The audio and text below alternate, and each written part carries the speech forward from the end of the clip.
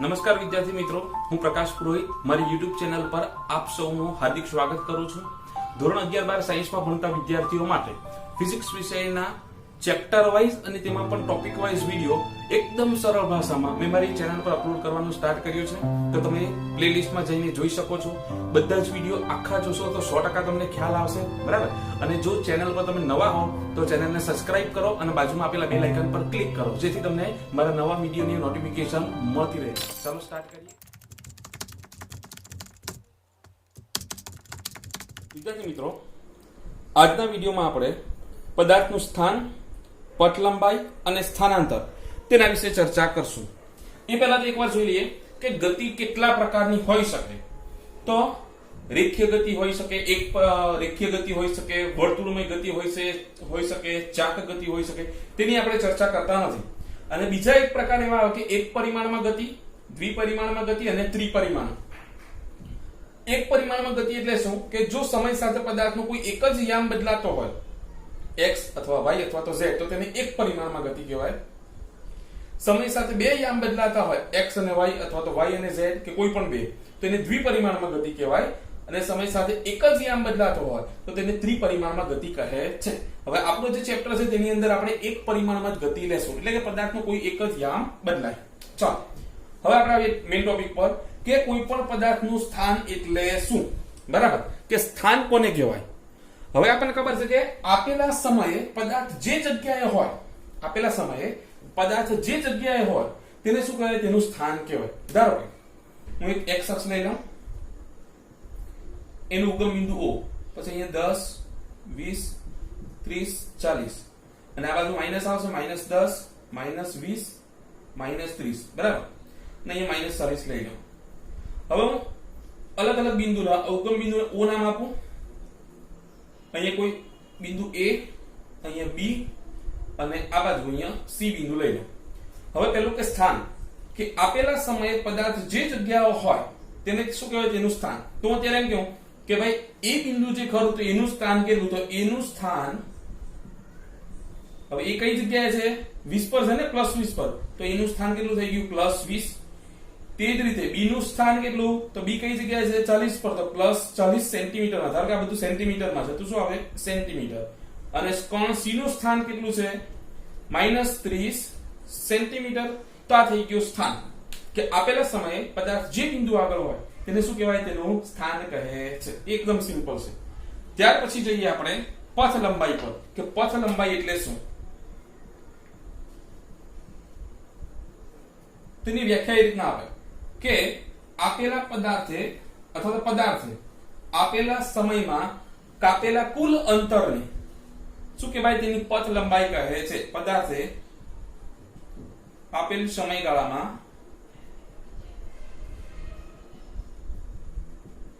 કાપેલા કુલ અંતરને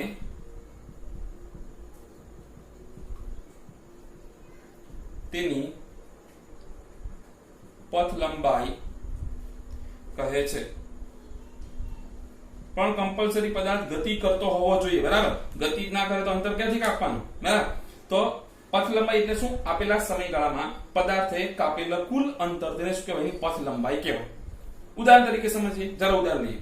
ધારો કે હું પહેલો કિસ્સો લઉં કે કોઈ કણ O બિંદુથી પોતાની ગતિની શરૂઆત કરે અને O થી A સુધી જાય છે। ક્યાં છે? O થી A સુધી।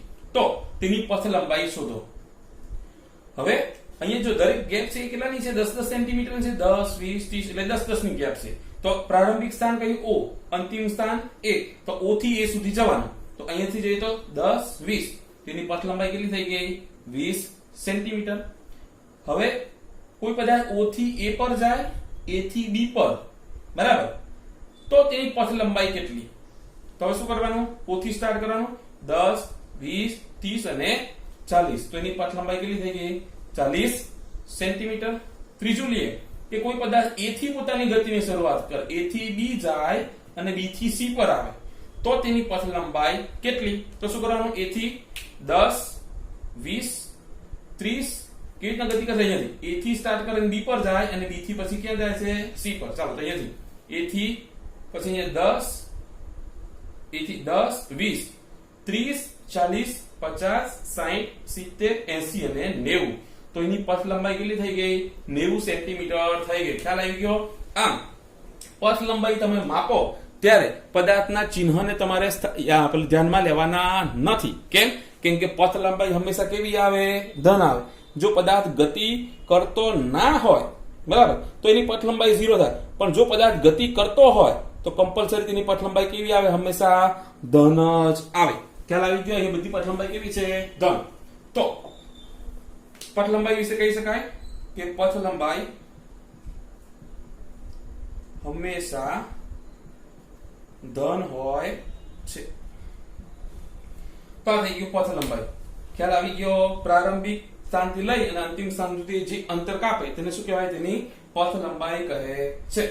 અને તે ચિહ્ન પર આધારિત નથી. પાછું પથ લંબાઈ હંમેશા કેવી હોય? ધન. અને પથ લંબાઈ એ અદિશ રાશિ છે. કેવી રાશિ છે? અદિશ. એટલે કે એની દિશાની જરૂર નથી. એટલે કે પથ લંબાઈને માત્ર મૂલ્ય હોય, દિશા હોતી નથી. એટલે કઈ દિશામાં તે નથી જોવાનું, માત્ર એનું મૂલ્ય હોય. એટલે કે પથ લંબાઈનું મૂલ્ય હોય અને પાછળ એનો શું દર્શાવવાનો? ખાલી એકમ દર્શાવવાનો. સેન્ટીમીટર હોય તો સેન્ટીમીટર, મીટર હોય તો મીટર, કિલોમીટર હોય તો કિલોમીટર. ત્યાર પછી હવે જોઈએ આપણે સ્થાનાંતર.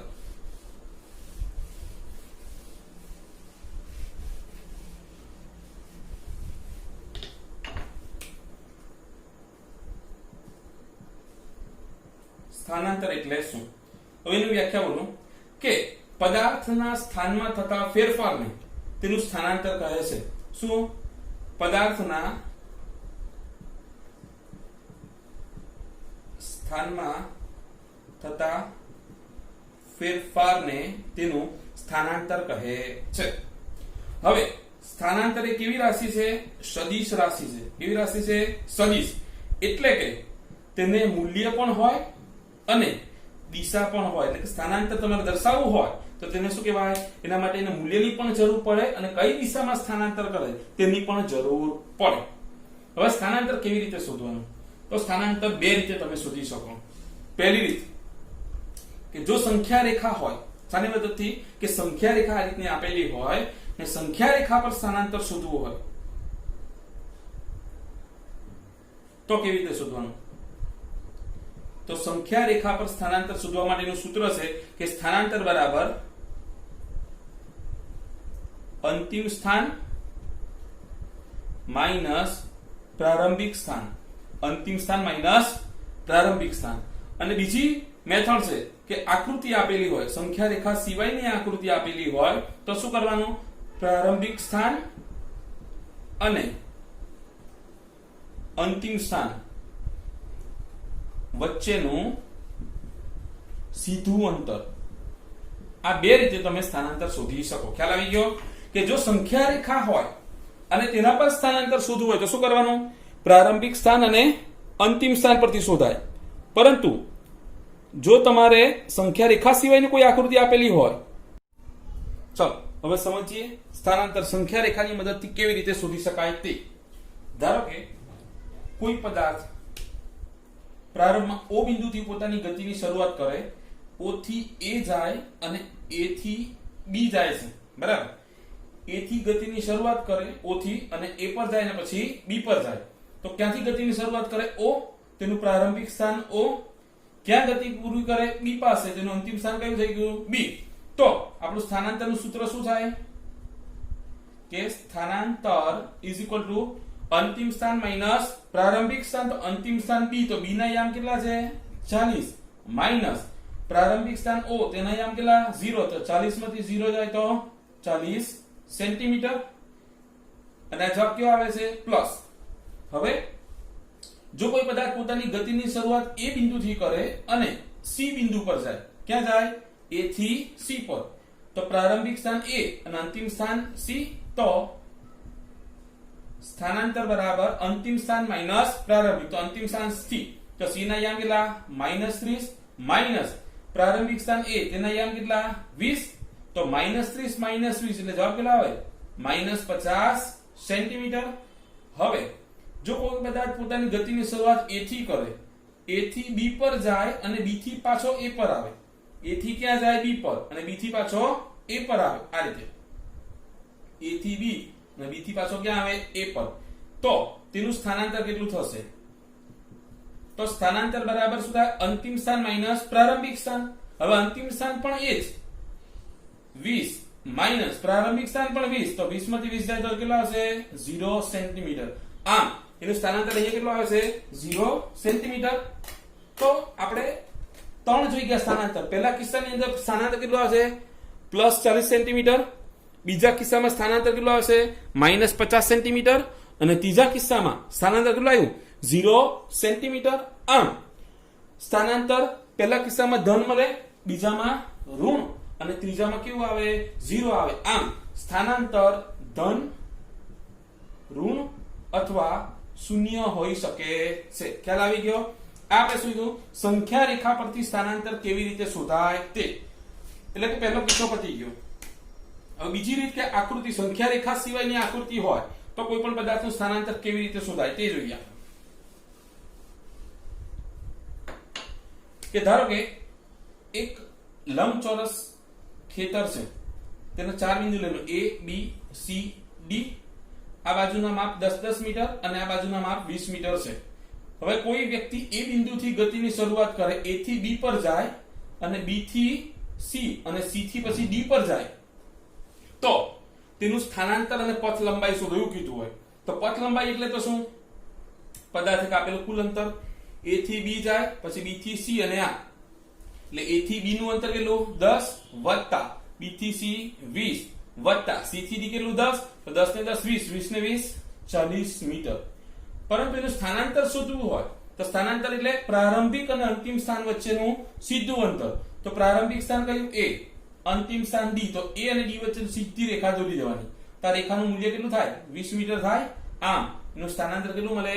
20 મીટર મળે. ખ્યાલ આવી ગયો? બીજો કિસ્સો લઈએ કે કોઈ વ્યક્તિ A થી ગતિની શરૂઆત કરીને B પર જાય અને B થી C પર જાય, તો તેની પથ લંબાઈ અને સ્થાનાંતર શોધો. તો પથ લંબાઈ A થી B જાય તો અંતર કેટલું? 10 વત્તા B થી C નું 20, તો ટોટલ અંતર કેટલું થઈ ગયું? 30 મીટર. પણ સ્થાનાંતર શોધો તો પ્રારંભિક સ્થાન A, અંતિમ સ્થાન C, એના વચ્ચે સીધી રેખા ડ્રો કરી દેવાની. તો આ એક અહીંયા શું થઈ ગયો? પાયથાગોરસનો પ્રમેય અહીંયા યુઝ કરી શકો તમે. અહીંયા 10 અને અહીંયા 20. કાટકોણ ત્રિકોણ, કાટખૂણો બનાવતી બે બાજુના વર્ગનો સરવાળો બરાબર કર્ણનો વર્ગ. એટલે એ કર્ણ કયો થશે? આપણો AC. તેના પરથી તમે વર્ગ સામેની બાજુ જાય તો વર્ગમૂળ, અને તેના પરથી તમે AC નું મૂલ્ય, સ્થાનાંતરનું મૂલ્ય શોધી શકો. તો આ બે મેથડ જોઈ ગયા સ્થાનાંતર માટે. હવે આપણે જોઈએ કે પથ લંબાઈ અને સ્થાનાંતર વચ્ચેનો તફાવત. હવે હું તફાવતના ખાલી પોઈન્ટ કહીશ, તમે તમારી રીતે તમારી નોટમાં નોટ ડાઉન કરજો.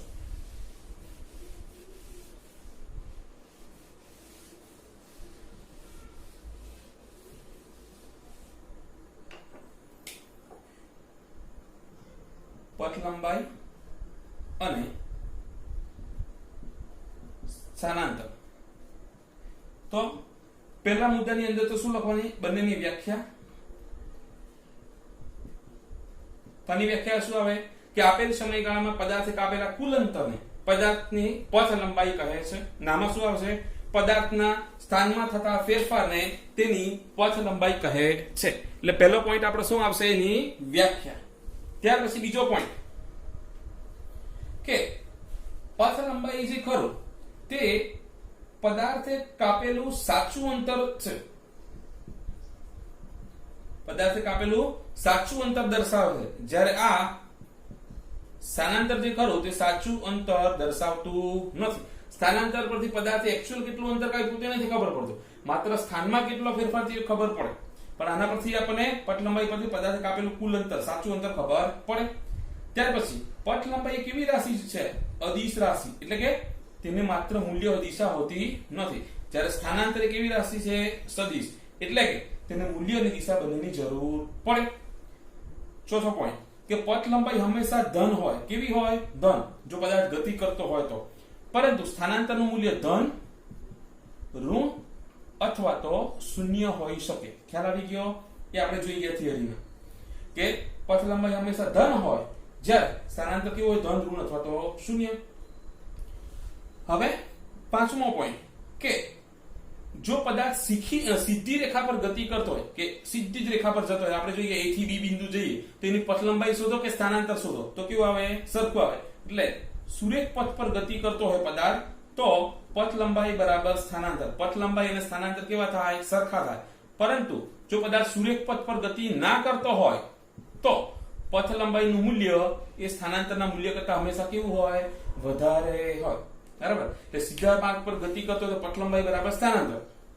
સીધા માર્ગ સિવાય વાંકા ચૂકા કોઈ પણ રસ્તે ગતિ કરતો હોય તો પથ લંબાઈનું મૂલ્ય કેવું મળે? સ્થાનાંતર કરતા મોટું. આ બંનેને કમ્બાઈન કેવું હોય તો હંમેશા પથ લંબાઈ is greater or equal to સ્થાનાંતર. એટલે કે પથ લંબાઈ એ સ્થાનાંતર જેટલી અથવા સ્થાનાંતર કરતા મોટી હોઈ શકે. પછી બીજું કે પથ લંબાઈ એ શું બતાવે? પદાર્થના પથ લંબાઈ પરથી પદાર્થનું અંતિમ સ્થાન નક્કી થતું નથી, પરંતુ સ્થાનાંતર પરથી પદાર્થનું અંતિમ સ્થાન તમે નક્કી કરી શકો છો. તો આ થઈ ગયો પથ લંબાઈ અને સ્થાનાંતર વચ્ચેનો તફાવત.